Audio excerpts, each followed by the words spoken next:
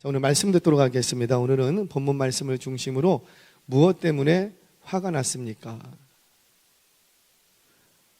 화나신 분들 할렐루야. 막 화가 났어. 교회 올 때 화나서 올 때가 있어요, 없어요?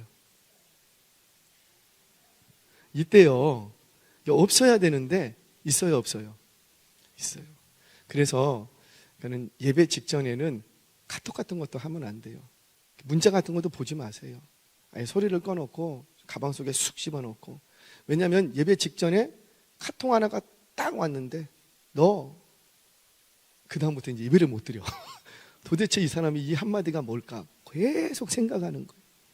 그리고 성도님들 사이에서도요, 가볍게 인사하는 것 정도만 하시고 예배 전에는 깊이 얘기하지 마세요.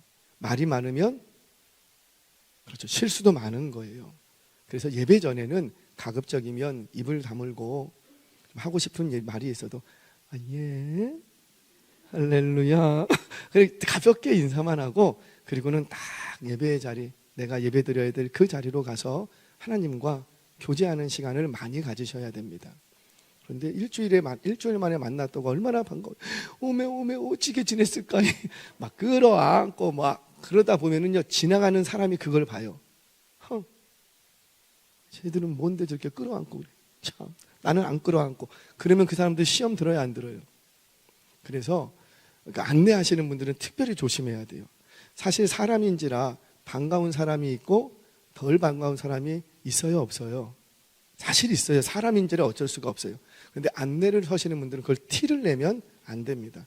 똑같이 대해 주셔야 돼요. 그래서 가능하면은 막 손 붙잡고 끌어안고 이런 거 하지 마시고 할렐루야, 잘 오셨습니다, 아멘. 그리고 조금 더 반가우면은 이렇게 하시고, 요 정도 하고, 예배 끝나면 어떻게 해야 되고, 잘 왔다고, 얼마나 오랜만에 봤다고 막 끌어안고 상관없어요.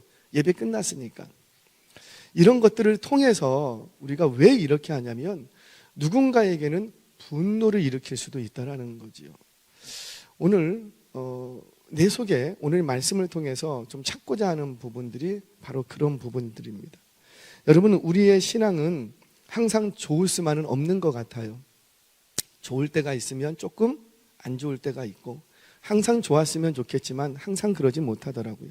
어느 때는요, 세상을 다 이길 수 있어요. 어떤 풍랑도 다 이길 수 있을 것 같은 대단한 믿음을 가지고 있지만, 어느 때는요, 작은 일에도 쉽게 낙심하고 온갖 두려움과 근심에 붙들릴 때가 있다는 거예요. 자, 그러면 세상을 다 이길 만한 어떤 큰 믿음을 가지고 있는 나의 신앙이 진짜 모습이에요? 아니면 작은 일에도 낙심하고 두려워 떠는 나의 모습이 나의 진짜 신앙의 모습이에요? 어떤 모습이 진짜 모습이에요? 둘 다 진짜 나의 모습이죠. 믿음이 큰 믿음 가지고 막 세상을 이길 것처럼 한 것도 역시 나이고, 지금 작은 일에도 낙심하고 주저앉고 있는 것도 역시 나예요. 그래서 우리는 항상 깨어 있어야 되는 거예요. 그래서 한번 믿음 좋으면 그 다음부터 계속 좋으면 좋겠지만 우리는 그러지 않다라니까요. 믿음 좋은 것도 내 진짜 모습이고, 믿음이 좀 없어 보이는 것도 내 진짜 모습이라는 거예요. 그러니 성경에서 우리에게 요구하는 건 뭐냐면, 너 믿음 크다고 믿음 있다고 자랑하지 말고 그 믿음이 큰 만큼 좋은 만큼 뭐 하라? 항상 깨어 있어라. 선줄로 생각한 자는 넘어질까? 조심해라. 나 믿음 크다고, 나 이 시험 이겼다고, 이 고난 나 극복했다고 박수 쳐드리고 싶고 칭찬해 드리고 싶어요. 그러나 스스로에게 있어서만큼은 그 믿음을 자랑하기보다는 그 믿음을 주신 하나님께 감사하고, 이 믿음을 잃어버리지는 않을까, 늘 항상 깨어 있을 수 있는 저와 여러분 되시기를 주의 이름으로 축원합니다. 그래서 우리는 언제든지 넘어지고 미끄러지고 자빠질 수 있는 연약한 인생인 것을 고백하셔야지 돼요. 이 고백이 나를 지켜줍니다. 언제부턴가 이 고백이 나에게서 사라지면 그 사람은 위험한 거예요. 왜냐하면 이 고백이 있는 사람들은 항상 두려워합니다. 그래서 이 믿음에서 내가 혹시 미끄러지지는 않을까, 사탄의 올무에 걸리지는 않을까, 이건 불안한 게 아니고 두려워하는 거예요. 그래서 이렇게 연약함을 고백하는 사람은 반드시 말씀과 성령님을 의지합니다. 날마다 주여 오늘도 나를 좀 붙들어 주세요. 오늘도 나를 붙들어 주세요. 오늘도 내가 얼마나 무지하고 어리석고 연약한 인생인지를 고백하면서 하나님의 붙들어 주심을 간구할 수 있는 이 저녁 되시기를 주의 이름으로 축원합니다. 자, 오늘은 다윗이 분노하는 장면이에요. 뭐 이런 본문을 가지고 배은 망덕이다, 뭐 이런 관점에서 본문을 살펴볼 수도 있어요. 그런데 저는 조금 다른 관점에서 지금 살펴보려고 합니다. 다윗이 화가 단단히 났어요. 성경을 보면 다윗이 동족에게 대해서, 친족에게 대해서 이 정도로 화를 낸 적이 아마 없었던 것 같아요. 다윗은 본래 화를 내는 사람이 아니에요. 언제 화를 내냐면 하나님을 모욕했을 때, 그때는 발끈합니다. 견디지 못하고 화를 냅니다. 그러나 동족에게 대해서, 친족에게 대해서는 이렇게 분노한 적이 있을까 싶을 정도로 오늘 다윗은 분노하고 있다는 거죠. 오늘 이야기를 시작하면서 말씀드렸지만 저와 여러분들도 분노할 때가 있다 없다? 있다. 목사도 화가 날 때가 있을까요 없을까요? 저는 화가 나면은요, 냉장고 문을 연다니까요. 냉동식 문을 딱 열어서 이거 뭐예요? 이거 뭐예요? 이거 언제 거예요? 빨리 갖다 버려. 화가 날 때가 있어요. 과연 우리는 왜 분노하는지, 언제 분노하는지, 무엇 때문에 분노하는지 오늘 말씀 속에서 분노하는 다윗의 모습 속에서 누구의 모습을 발견하고, 나의 모습. 나는 언제 분노했던가? 왜 나는 분노하고 있지? 왜 내가 이렇게 화가 나 있지? 돌아보실 수 있는 은혜가 있기를 주의 이름으로 축원합니다. 자, 먼저 분노하고 있는 다윗의 모습을 좀 보지요. 우리 13절 말씀 같이 읽겠습니다. 시작. 다윗이 이르되 너희는 각기 칼을 차라. 다윗도 자기 칼을 차고 400명가량은 데리고 올라가고 200명은 소유물 곁에 있게 하니라. 아멘. 다윗이 단단히 화가 났습니다. 그래서 야, 가자. 다 칼차. 그리고는 나발의 감을 전체를 쓸어버릴 그런 계획을 가지고 움직이고 있어요. 이유는 뭐냐면 자신을 모욕했다라는 거예요. 사실은 모욕했다라는 것도 있지만 사실 이유는 따로 있어요. 뭐 때문에 그랬을까요? 조금 이따 살펴볼게요. 여러분 좀 이상하잖아요. 본래 다윗은 이런 사람이 아니라니까요. 이상하면 이상한 거예요. 이걸 잘 파악할 수가 있어요. 성경을 이렇게 읽다가 평소 다윗 같지 않은데, 그러면 그게 핵심인 거예요. 이상하면 이상한 거예요. 다윗은요, 누가 자기를 모욕한다고 해서 화를 내거나 그런 사람이 아니었어요. 물론 하나님을 모욕하면 참지 않아요. 바로 뛰쳐나가는 사람이었습니다. 그리고 우리 새벽에도 살펴봤지만 보복하는 것은 누구에게 있더라?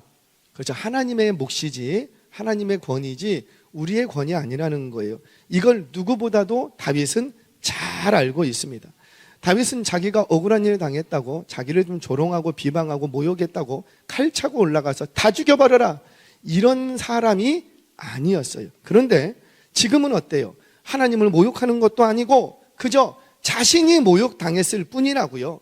그런데 이 모욕당한 이 부분을 하나님께 맡겨드리지 못하고, 평소 때 같으면 맡겨드렸을 거예요. 하나님께 맡겨드리지 못하고 누가 지금 손을 대려고 하는 거예요? 자기가 손을 대려고 하래요. 자기가. 왜 이렇게 분노할까? 자, 결론부터 얘기하자면 이게 바로 영적 침체라는 거예요. 신앙이 좋을 때는요, 영적으로 좋을 때는요, 절대 이러지 않습니다. 저와 여러분도 가만히 보시라고요. 내가 성령으로 충만하면 화내요, 안 내요? 안 내요. 남편이 이뻐 보여, 안 이뻐 보여요? 대답을 못 해요. 성령에 저도 성령에 충만하면 길가에 꽃도 이쁘고요. 그냥 저는 그렇게 꽃이 이쁘다 이런 걸 잘 모르는 사람이거든요. 근데 길가를 가는데 꽃이 너무 이뻐. 그래서 그 앞에서 이렇게 계속 보고 있어요. 이건 제 모습이 아니에요. 뭐에 붙들려 있으니까. 그렇죠? 할렐루야. 성령에 붙들려 있으니까 온유해져. 너그러워져. 그러니까 성령에 충만하면, 영적으로 상태가 좋으면 수용력도 많아지고 멀리 볼 줄도 알고 초조해하지도 않고 여유스럽고 너그러워요. 그런데 영적으로 침체가 딱 오면 하나님을 떠난 건 아니에요. 하나님을 모른다 하지도 않아요. 교회를 잘 출석하고 예배의 자리에도 있어요. 그런데 내 마음이 초조해지고 불안해지고 작은 일에도 금방 화를 내고. 평소 같으면 어이구 저 집사님 왜 화를 내? 왜 화를 내는 거예요? 지금 영적으로 뭔가가 다운된 거야. 그러니까 영적으로 무너지고 영적으로 다운이 되면 작은 일에도 쉽게 또 분노하는 거예요. 근데 성령이 충만하면 화를 낸다 안 낸다? 안 내요. 성령에 충만하신 분들 치고 화내시는 분은 못 봤어요.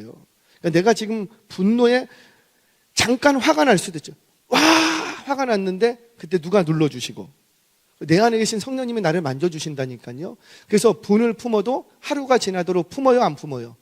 안 품어요. 잠자고 일어나면 딱 잊어버려요. 그런데 잠자고 일어나도 계속 분노에 쌓이고 쌓이고 쌓이고 쌓이고. 이게 뭐 화라산이야. 언제 터질지는 몰라. 그건 왜 그런 거예요? 지금 내가 영적 침체로 들어가고 있다는 증거입니다. 자 보세요.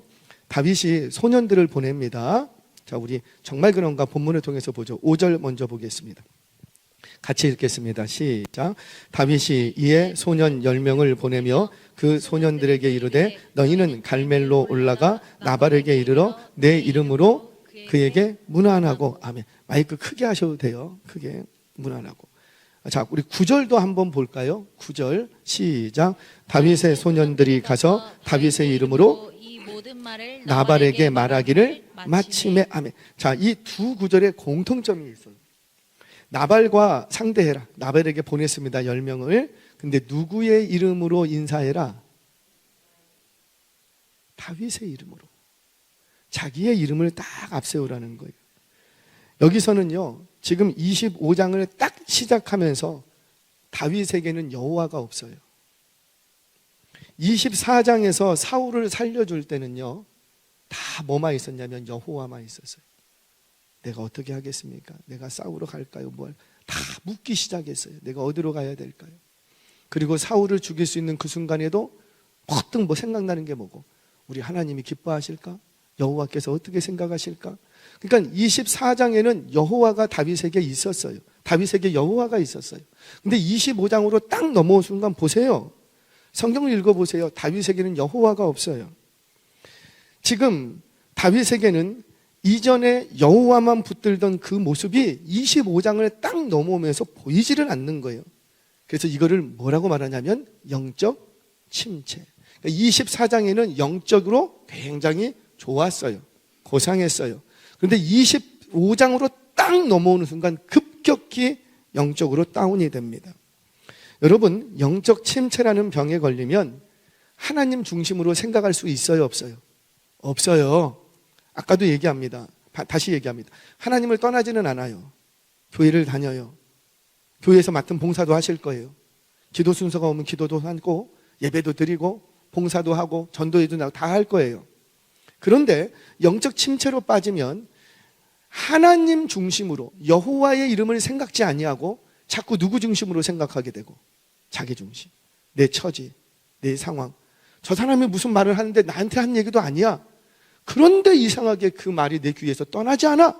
혹시 나 때문에 그런 얘기를 하실까? 영적으로 침체가 들어오면 이런 경우 있죠. 화장실을 갔는데 서로 막 사람들이 얘기를 하고 있는데 내가 딱 들어가니까 갑자기 얘기를 안 해. 왜 그런 거예요? 얘기가 끝난 거예요. 영적 상태가 좋을 때는 그냥 루루루 하고 그냥 끝나. 근데 영적으로 상태가 딱 안 좋아지면 이걸 누구 중심으로 생각하고 내가 들어오니까 이 사람이 얘기를 그만하네? 누구 중심으로 좀 보는 거예요? 자기 중심. 이게 영적 침체의 특징이라는 겁니다. 지금 다윗은 영적 침체라는 병에 걸렸어요. 그래서 이때부터는 하나님의 뜻이 어디 있는지 묻지 않아요. 옛날 같으면 내가 나발을 치러 올라가리까 말이까 물을 거예요. 묻지는 않아요. 이거는 하나님을 떠나지는 않았지만 그런데 그의 삶에 하나님 중심의 모습이 사라져 버립니다. 사랑하는 여러분, 기억하세요. 우리 청년들 앞으로 신앙생활 하면서도 여러분들의 신앙생활은 여기가 끝이 아니라고요. 우리의 신앙생활 가운데는 영적 침체가 누구에게나 올 수 있다. 목사인 저에게도 있을까요, 없을까요? 있습니다. 대부분 목회자에게는요, 탈진이라는 게 옵니다. 열심히 달려가다가 어느 정체기에 들어선다거나 보통 영적 그 목회적인 침체가 목회 한 10년, 15년쯤 하면 침체가 온대요. 그래서 그 침체를 잘 극복하면 또 힘있게 달려가지만 침체를 극복하지 않으면 그냥 계속 거기서 이제 주저앉게 되는 거죠. 이게 목회적 탈진이라 그래요. 너무 열심히 달려오신 분들에게서 나타나는 특징들이지요. 열정이 있던 분들이 어떤 육체가 좀 어려워진다거나 뭐 다른 부분들이 생기면 침체가 빠지는 경우들이 있어요. 이걸 목회적 탈진 이렇게 얘기를 합니다. 저도 그런 게 있었을까요? 없었을까요? 이렇게 말하는 거 보니까 있었겠죠. 저는 목사 안수를 받자마자 얼마 있다가 침체가 왔어요. 그래갖고 6개월 동안 아무것도 못했어요. 하나님을 떠난 건 아닌데 아무것도 못했어요. 일손도 안 잡히고 아무 생각도 안 나고, 그래갖고 아침에 일어나갖고 지하철 타고 종점까지 갔다가 그 지하철 타고 다시 돌아오고, 그리고 또 다른 지하철 타고 종점점 갔다가 다시 돌아오고, 하는 일이 없어요. 그게 하루 일과예요. 하루 일과. 여러분, 영적 침체는 누구에게나 올 수 있다는 겁니다. 지금은 세상을 다 이길 것 같은 믿음이 있지만 그 믿음도 침체를 당할 수 있다는 거예요. 그 옛날 모세에게도 왔어요. 그는 무려 40년 동안이나 침체기를 지냅니다. 40년 동안이나. 그 옛날 하늘에 불을 내렸던 엘리야에게도 영적 침체가 왔어요. 그러니 어때요? 이제 나 할 만큼 했습니다. 하나님, 나 죽여주세요. 내가 아무리 열심히 해도 뭐 세상 바뀌는 건 없고 내가 이 정도 했으면 이제 됐지 않습니까? 엘리야에게도 영적 침체가 오더라는 거예요. 여러분, 영적 침체가 와서 끝난 건 아니에요. 그는 그 영적 침체를 극복하고 나니까 나중에 어떻게 인생을 마무리합니까? 하늘에 불말과 불병과로 승천해버리는 거예요. 승천한 그에게는 영적 침체가 없었는가? 아니라니까요. 있었다라는 거죠. 사랑하는 여러분, 이게 우리의 연약한 모습이랍니다. 그래서 내게 있는 믿음, 그거 죄송하지만 자랑하지 마세요. 자랑이 크면 클수록 수치도 크게 당할 거예요. 오히려 믿음이 있으면 믿음이 있을수록 이 믿음이 침체 가운데 빠지지 않을까, 늘 깨어 계시면서 더 하나님을 붙드시기를 바랍니다. 그래서 성경이 우리에게 요청하는 게 뭐냐? 항상 깨어 기도하라는 거예요. 선줄로 생각한 자는 넘어질까? 조심하라. 사단마귀가 우는 사자처럼 삼킬 자를 지금도 봐요. 다 지금 삼켜갖고 삼킨 바 돼갖고 저 깊고 깊은 곳으로 삼킬 자를 지금도 두루 찾아다니고 있는 거예요. 찾아다니고 있는 거예요. 그러니 누구라도 항상 말씀과 성령님을 의지해야 되는 거예요. 이거는 목사가 됐다고 해도 안 돼요. 뭐 어떻게 방법이 없어요. 그래서 항상 말씀과 기도를 붙들고 있어야 되는 거예요. 우리도 언제든지 넘어지고 미끄러지고 자빠질 수 있는 연약한 인생임을 고백하고 항상 주야로 하나님의 나를 붙들어 주시기를 기도하고 매달릴 수 있는 저와 여러분 되시기를 주의 이름으로 축원합니다. 자, 영적 침체 때문에 지금 상태가 이렇게 됐다. 자, 그러면 왜 영적 침체에 빠졌는가? 그러니까 왜 이렇게 화가 났는가? 가만히 봤더니 화가 날 수밖에 없어, 사람 상태가. 자, 그 원인들을 한번 찾아가 볼게요. 여러분들은 언제 화가 나는지 한번 다윗의 모습 속에서 한번 찾아보십시오. 자, 먼저 1절. 왜 그렇게 화가 났는가 볼게요. 1절 같이 읽겠습니다. 시작. 사무엘이 죽음에 온 이스라엘 무리가 모여 그를 두고 슬피 울며 라마 그의 집에서 그를 장사한지라. 다윗이 일어나 바란 광야로 내려가니라. 아멘. 자, 라마라는 곳은 사무엘의 집입니다. 사무엘의 집인데 라마는 높은 곳 이런 뜻이 있어요. 높은 곳. 그래서 이 사무엘의 집은 라마, 그 이스라엘의 북쪽에 좀 위치해 있는 곳입니다. 여러분 기억하세요. 두려움에 붙들리면 화를 냅니다. 그 남편이 집에 막 들어오는데 오자마자 막 신발 확 버려버리고 막 괜히 아내한테 화를 내고, 내 잘못한 게 없는데 어서 오세요 그랬더니 뭐라고 어서 와! 화를 내고, 자식에게 괜히 화를 내고, 주변 사람들에게 아무 잘못도 없는데 그럴 때 있어요, 없어요? 여러분들의 남편은 왜 그러냐면 불안하고 두려우면 그래요. 뭔가 걱정 근심이 많고 두려워지면 이 두려움이 벌벌벌 떠는 것으로 나타나기도 하지만 주변에 자기보다 힘이 없는 사람들한테 내 속에 있는 두려움을 감추기 위해서 오히려 더 분노를 내기 시작합니다. 분노를. 보세요. 지금 영적 아버지 같았던 사무엘이 죽어버렸어요. 그나마 사울이 눈치 보는 단 한 사람이 있었는데 누구였고? 사무엘. 이스라엘 땅에서 눈치 보는 사람 한 명밖에 없어요, 사무엘. 그런데 그 사무엘이 이제 죽어버렸어요. 그러면 진짜 다윗 지 맘대로 할 수 있는 세상이 온 거예요. 그러니까 그로 인해서 다윗은 두려워하게 됩니다. 그래서 사울에게서 할 수 있는 대로 멀리 도망하고 싶은 거예요. 자, 아까 사무엘의 집이 어디였고? 라마, 높은 곳 북쪽에 있어요. 근데 이 다윗이 사무엘이 죽자 어디로 가냐면 바란 광야로 갑니다. 바란 광야는 최남단이에요. 최남단. 여기를 벗어나면 이제 애굽으로 내려가는 거예요. 그러니까 이 다윗이 사무엘이 죽었다는 소식이 딱 들리니까 이제 사울이 나를 발벗고 이제 죽이겠구나. 그렇게 하고는 심각하게 두려움에 딱 붙잡힙니다. 두려움에 붙잡히니까 어디로 도망하고? 할 수 있는 대로 사울에게서 멀리 도망가고 싶었던 거예요. 그래서 사울에게서 멀리 도망가려고 바란 광야까지 도망오게 됩니다.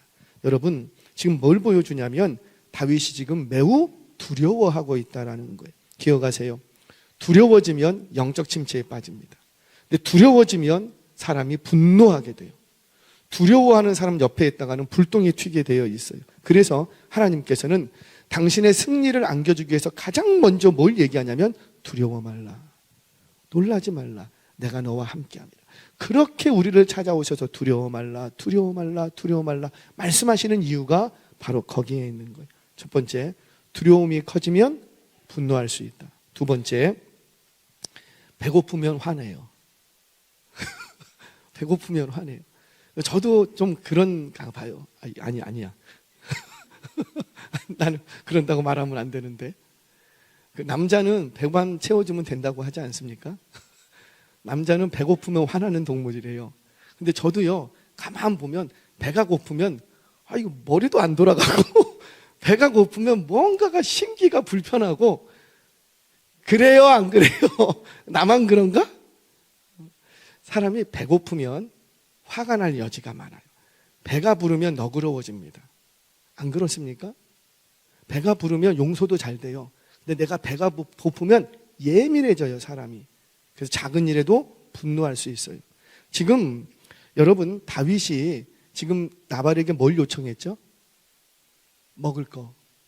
다윗은 한 번도 그 누구에게 먹을 걸 요청한 적이 없어요. 돌아다니면서 그 도망자 신세를 다니면서 성경을 보세요. 어디 가서 구걸한 적이 없어요. 그런데 지금은 어때요? 너무 다윗의 경제 상태가 바닥을 치고 있어요. 여러분, 가정 경제를 절대 소홀히 하지 마십시오. 제가 우리 성경 공부를 하면 공부하시는 분들은 아시겠지만은 헌금에 대한 부분을 다룹니다. 그때 헌금을 하실 때는 두 가지 원칙을 지키시라 그랬어요. 평소 때, 그러니까 특별한 경우 말고 보편적인 일상 속에서 두 가지 원칙. 혹시 첫 번째 원칙이 뭔지 아세요? 기억나세요? 할렐루야. 형편대로. 헌금을 하고 뭔가 구제를 하고 선한 일을 할 때는 막 마음만 뜨겁다고 하는 게 아니고 뭐대로? 형편대로. 이건 무슨 말이에요? 하나님이 주신 만큼. 하나님이 100만 원을 주셨으면 거기에 맞춰서, 하나님이 200만 원을 주셨으면 거기에 맞춰서, 이거는 다 아멘해. 하나님이 1억을 주셨으면 거기에 맞춰서. 그러니까 형편대로라는 거, 이게 내 형편에 하나님이 주신 만큼의 거기에 따라, 이게 기준이 되어야지 돼요. 이게 일반적인 상황 속에서. 체면 때문에 하지 마세요. 체면 때문에 그거 시험 들 일입니다. 그러니 기본적으로 뭐에 따라서? 형편에 따라, 주신 만큼, 주신 것에 따라서. 많이 주셨으면, 근데 문제는 뭐예요? 많이 주셨는데 적게 주셨는데 적게 주셨다고 조금.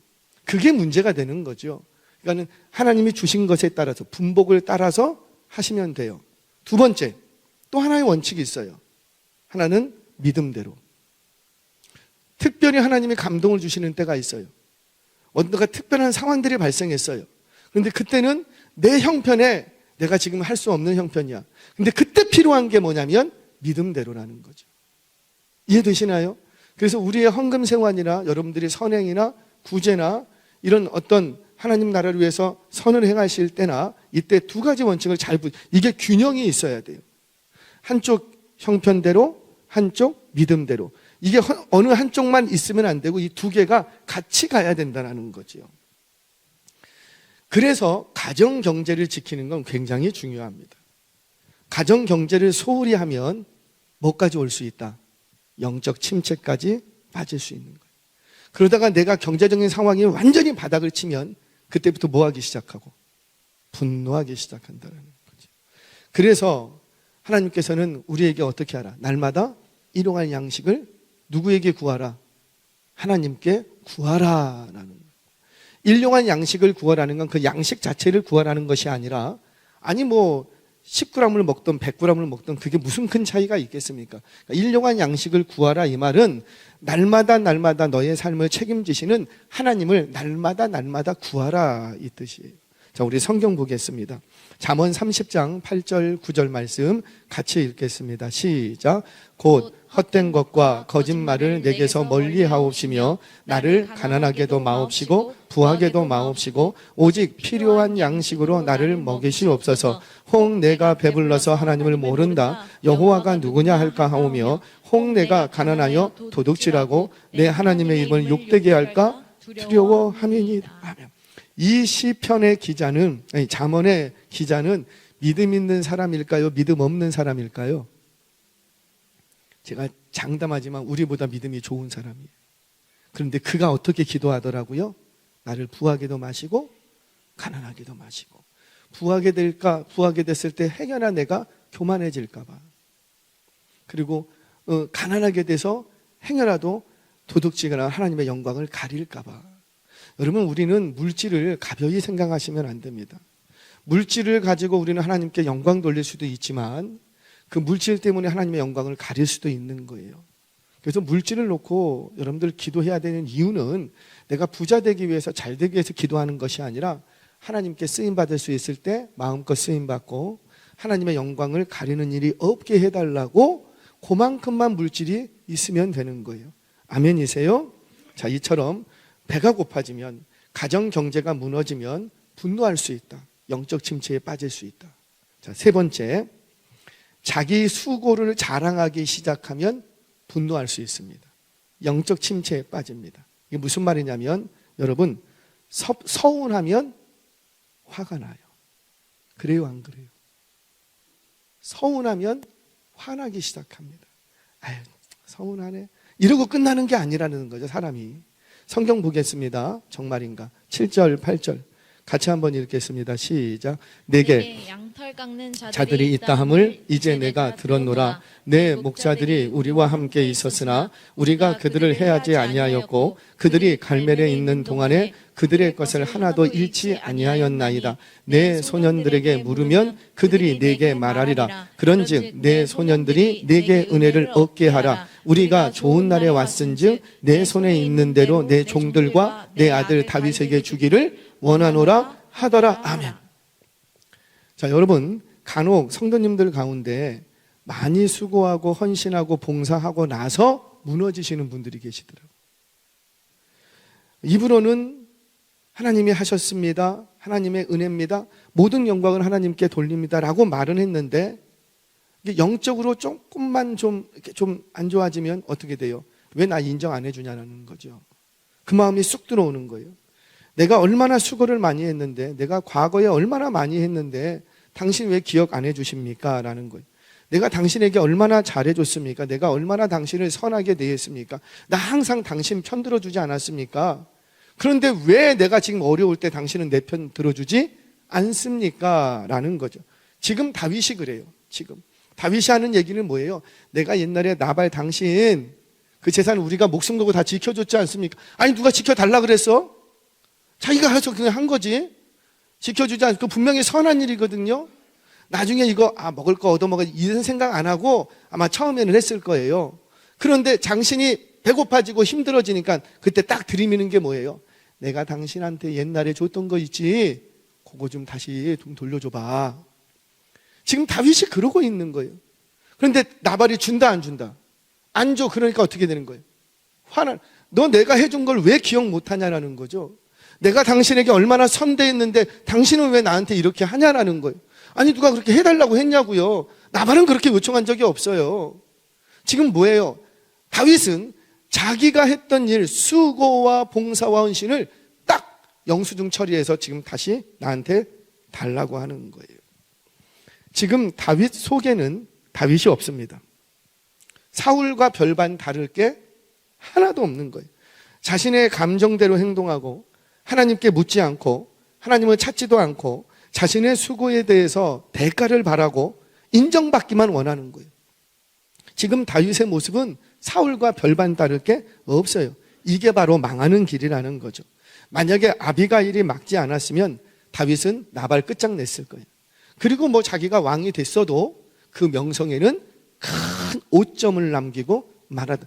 다윗에게 큰 오점이 남는다라는 것은 하나님의 영광이 가려지는 거고 하나님 나라에 손상이 오는 거예요. 여러분, 성경에서 말하는 봉사와 헌신과 섬김은 기본적으로 대가를 바라지 않는 호의예요. 대가를. 이것을 헤세드라고 합니다. 헤세드는 대가를 바라지 않는 하나님의 일방적인 호의, 선물, 이것을 사랑이라고도 말하고 인애라고도 말하고 이것을 자비라고도 말하고 통틀어서 히브리 말로 헤세드. 하나님이 우리에게 보여주신 사랑과 호의라는 거죠. 우리가 잘하고 있을 때 우리에게 호의를 베풀어 주신 것이 아니라 우리가 죄인 되었을 때에 하나님을 대적했을 때에 하나님께 뭐 하나 드릴 게 없던 그때에 우리에게 먼저 호의를 베풀어 주셨어요. 나한테 뭐 바라고 호의를 베풀어 주신 거죠? 여러분, 저와 여러분들을 많은 인류 가운데서 왜 하나님께서 저와 여러분들을 먼저 선택하셔서 구원하셨죠? 이렇게 보니까는 들성 싶은 나무는 떡잎부터 알아본다고. 아, 저거 고목사 그 땅 내가 잡으면 아이고 내 나라를 위해서 열심히 할 것 같은데 그래서 그랬어요? 아니에요. 우리 하나님이 모르시는 게 없지만 그게 조건이 되지 않는다라는 거죠. 하나님의 기쁘신 뜻을 따라서 나를 불쌍히 여기셔서 수많은 영혼들을 위해서 건져주신 거예요. 내가 뭔가 이렇게 건져주시면 내가 잘할 것 같으니까 나를 건져주신 게 아니라는 거예요. 그래서 우리 하나님이 내게 베풀어 주신 호의는 대가를 바라지 않는 호의였다는 거죠. 즉 이것이 교회 안에서의 모든 섬김과 봉사와 헌신의 기본이 되는 거예요. 왜? 우리는 이 사랑을 하나님으로부터 받았기 때문이에요. 그래서 우리가 실천하는 모든 사랑은 바로 이 하나님의 헤세드에 뿌리를 두고 본질로 갖고 섬기고 베풀고 나누는 거예요. 여러분, 집에서 엄마가 자녀들을 위해서 가족들을 위해서 이렇게 막 밥을 합니다. 막 주방을 해요. 참 오늘 왜 이렇게 내가 자꾸만 이렇게 내 얘기를 하지? 이게 성령께서 인도하시는 대로 집에 가면은요 아내가 식사 준비할게 이렇게 해요. 그러면은 가만히 있으면 되잖아요. 근데 계란 후라이 해. 햄 있어? 햄 없으면 그때부터 기분이 안 좋아. 그냥 주는 대로 먹으면 되는데 차리고 있어요. 차리고 있는데 물론 그것도 기분이 좋을 때 그래요. 기분이 나쁘면 아무 말 안 해요. 그냥 딱 들어가서 앉아서 그냥 밥 먹고 나오는데 기분이 좋으면 괜히 후라이 좀 해. 그럼 후라이 할 때 햄도 하면 좋잖아요. 또 햄은 안 해. 햄은 왜 안 했어? 해. 이렇게 저렇게 얘기해요. 아내가 아무 말 없이 그걸 다 해줘요. 다 해주고 다 맛있게 먹었어요. 그리고 아내가 막 이제 가지고 설거지, 저는 설거지 안 해요. 설거지를 막 합니다. 그리고 나서 저한테 영수증을 딱 내밀어요. 오늘 밥값 얼마? 그래요? 그래요? 그런 엄마 아빠 계세요? 없어요. 이게 뭐냐면 대가를 바라지 않는 호의예요. 부모님이 가족들을 위해서, 엄마 아빠가 가족들을 위해서 당신의 몸도 피곤하고 힘들다고요. 직장 갔다 오면 얼마나 힘들겠어요. 그럼에도 불구하고 가족들을 위해서, 자녀들을 위해서, 자녀들이 여럿 있어요. 그러면은 아침 7시에 들어오는 애, 저녁 7시에 들어오는 애, 8시에 들어오는 애, 9시에 들어오는 애, 들어올 때마다 어떻게 해줘야 돼요? 밥 차려줘야지 돼요. 근데 그러면서 엄마가 오늘은 얼마짜리다? 영수증 끊어서 줍니까? 안 그래요. 그랬다면 우리는 밥 못 묻어 먹어요. 근데 대가를 바라지 않는 호의를 베풀어 주는 거예요. 그와 같은 호의가 헤세드의 호의입니다.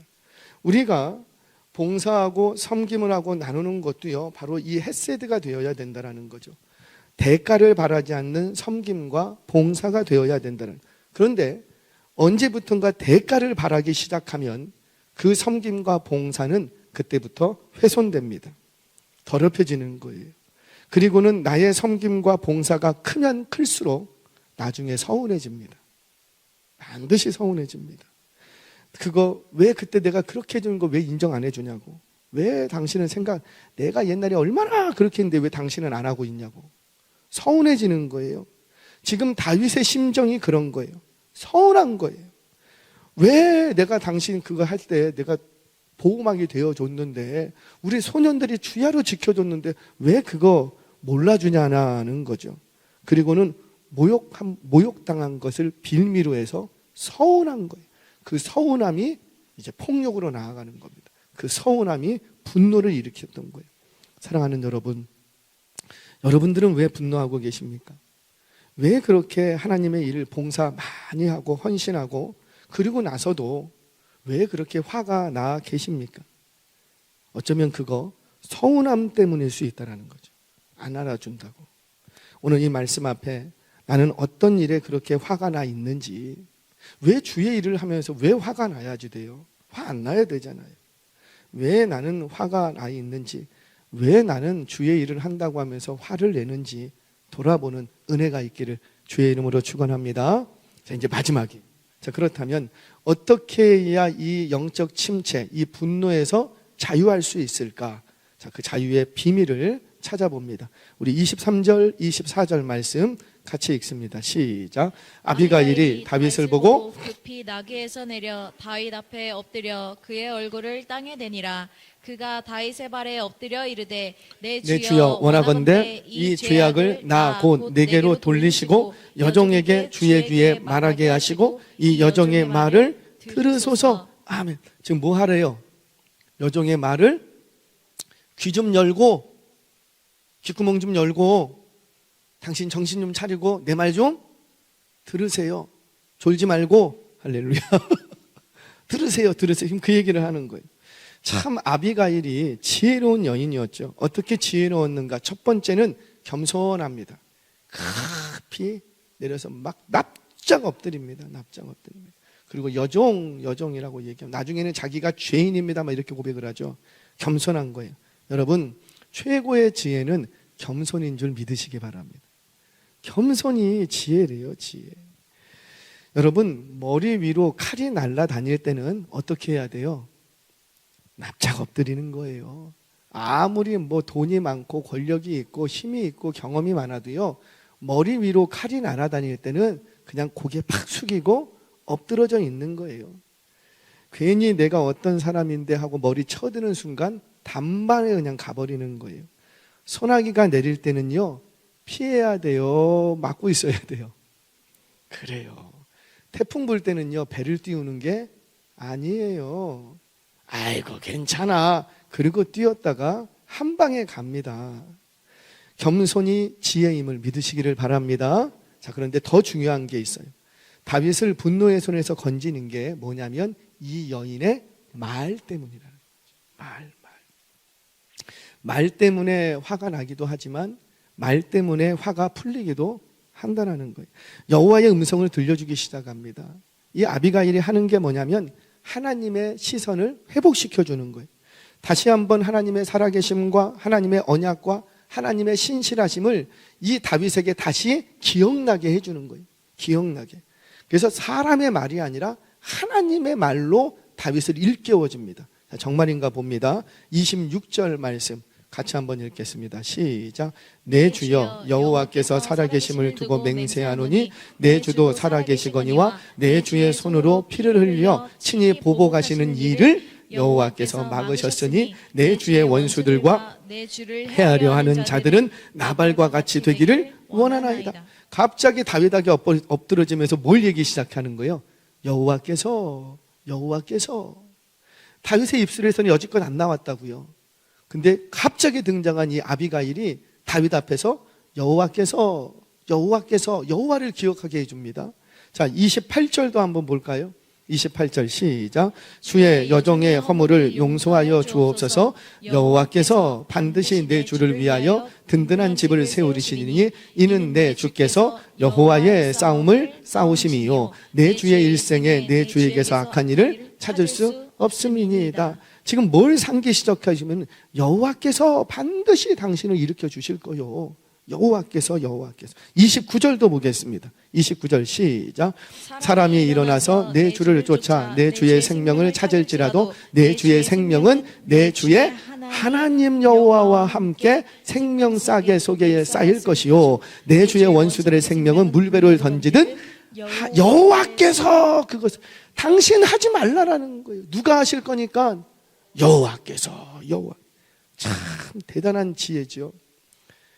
30절에도 제가 다 읽었어요. 여호와께서. 31절에도 여호와께서. 그러니까 아비가일의 입만 열면 아비가일은 없어요.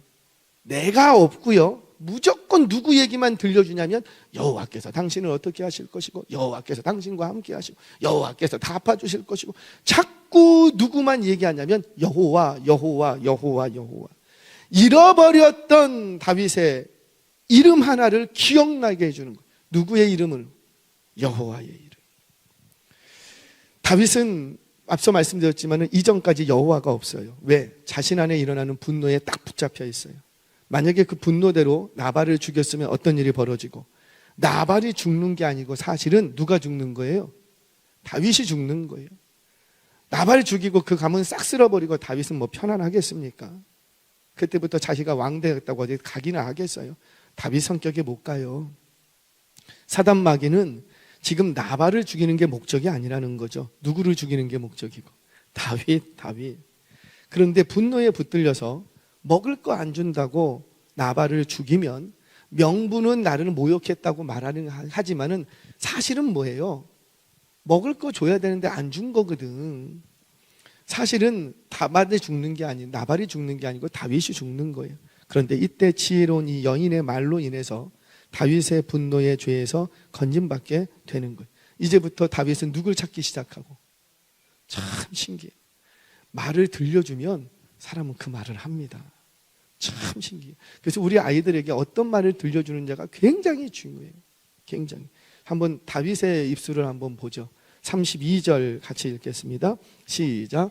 다윗이 아비가일에게 이르되 오늘 너를 보내어 나를 영접하게 하신 이스라엘의 하나님 여호와를 찬송할지로다. 이전까지는 여호와가 없었어.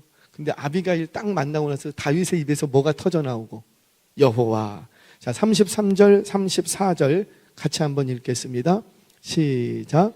또 내 지혜를 칭찬할지며 또 내게 복이 있을지로다. 오늘 내가 피를 흘릴 것과 친히 복수하는 것을 내가 막았느니라. 나를 막아 너를 해치지 않게 하신 이스라엘의 하나님 여호와의 살아계심을 두고 맹세하노니 내가 급히 와서 나를 영접하지 아니하였더라면 밝은 아침에는 과연 나발에게도 한 남자도 남겨두지 아니하였으리라 하니라.